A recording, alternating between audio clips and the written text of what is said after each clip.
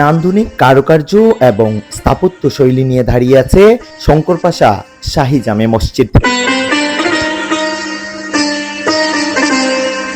মসজিদটি গভীর জঙ্গল থেকে আবিষ্কৃত হওয়ায় স্থানীয়দের কাছে এটি গাইবী মসজিদ হিসেবে পরিচিত। হবিগঞ্জ সদর উপজেলার উচাল এলাকায় ৬ একর ভূমির উপর খালের সাক্ষী হয়ে দাঁড়িয়ে আছে প্রাচীন এই মসজিদটি। বাংলাদেশের সুলতানি আমলের অপূর্ব স্থাপত্য নিদর্শনগুলোর মধ্যে অন্যতম উচালের এই শঙ্করপাশা শাহী জামে মসজিদ। কেউ কেউ এটাকে লাল মসজিদ, কেউ বা টিলা মসজিদ, আবার কেউ গায়েবী মসজিদ নামেও চিনে থাকেন।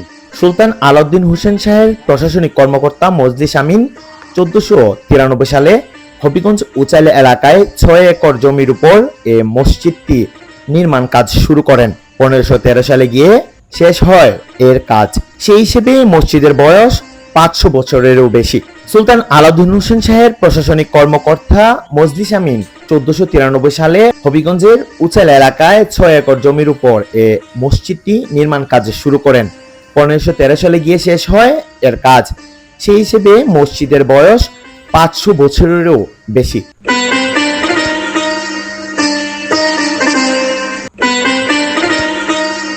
পরবর্তীতে সুলতান আলাউদ্দিন হোসেন শাহ রাজত্ব ছেড়ে অন্যত্র চলে গেলে কালের বিবর্তনে মসজিদ সংলগ্ন এলাকা ঘন অরণ্যে পরিণত হয়।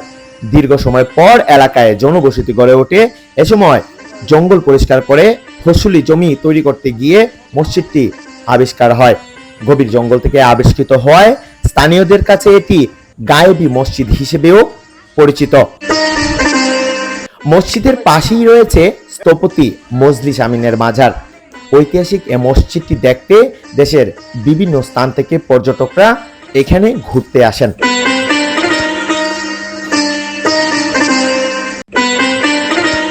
প্রায় ৪০ বছর আগে ঐতিহাসিক এ মসজিদটি রক্ষণাবেক্ষণের দায়িত্ব পায় সরকারের প্রত্নতত্ত্ব বিভাগ।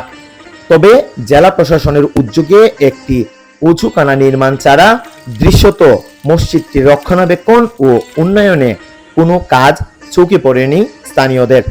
বর্তমানে মসজিদটিতে প্রতিদিন অন্তত ৫ শতাধিক মুসল্লি নামাজ আদায় করেন। মসজিদ ভবনটি একটি একচালা বিশিষ্ট প্রাচীন পাখা ভবন। ভবনটির দৈর্ঘ্য ও প্রস্থ একই মাপের, যা ২১ ফুট ৬ ইঞ্চি। এতে ৪টি গম্বুজ রয়েছে। মূল ভবনের উপরে রয়েছে একটি বিশাল আকৃতির গম্বুজ। বারান্দার উপর রয়েছে ৩টি ছোট গম্বুজ। মসজিদটিতে মোট ১৫টি দরজা ও জানালা রয়েছে, যা পরস্পর সমান আকৃতির। মোট ৬টি কারুকাজ শোভিত স্তম্ভ রয়েছে। উপরের ছাদ আর প্রধান প্রাচীরের কার্নিস তৈরি করা হয়েছে বাঁকানো ধনুক আকৃতির। মনোমুগ্ধকর কারুকাজ সমৃদ্ধ মসজিদটির দৃষ্টিনন্দন নির্মাণ শৈলী দেখার মতো। পোড়ামাটির তৈরি নান্দনিক কারুকাজ ও অসাধারণ নির্মাণ শৈলী আধুনিকতাকেও হার মানায়। এ সমস্ত পোড়ামাটির নকশা কাটা অসংখ্য ফলক ইমারতের দেয়ালে সাঁটানো হয়েছে। দেয়ালের বহিরাংশে পোড়ামাটির বিভিন্ন নকশা এবং অলঙ্করণ সহজেই দর্শনার্থীদের দৃষ্টি কাড়ে। আমরা সবসময় শুনতাম যে এখানে একটা গাইবী মসজিদ আছে এবং দেখছি অনেক নাম ডাক শুনছি, কিন্তু আজকে আসলাম, আইসা মসজিদটা সরাসরি দেখলাম। দেখার পরে আসলে অনেক ভালো লাগলো। দেখলাম এত সুন্দর একটা নির্দেশনা, এত সুন্দর একটা স্থাপনা। আসলে এগুলা কল্পনা করলে আসলে অনেক ভালো লাগে। এটা যে এত আগের একটা মসজিদ, এটা বুঝাই যায় না। এটার নকশা এত সুন্দর, সত্যি এখানে এসে অনেক ভালো লাগলো। হুসাইন আলাউদ্দিন শাহর আমলের ওই এটা আপনার বেশিরভাগ গণনা হয়, কারণ হুসাইন আলাউদ্দিন শাহর আমলের কথা লেখা আছে। উনি গভর্নর আছেন, ওনার নাম উল্লেখ করা হয়েছে। ও মসজিদের সামনে একটা পাথর আছে, পাথরটার মধ্যে ফার্সি। আমাদের অনেক সৌভাগ্য যে আমাদের গ্রামে অনেক পুরনো একটা মসজিদ আছে।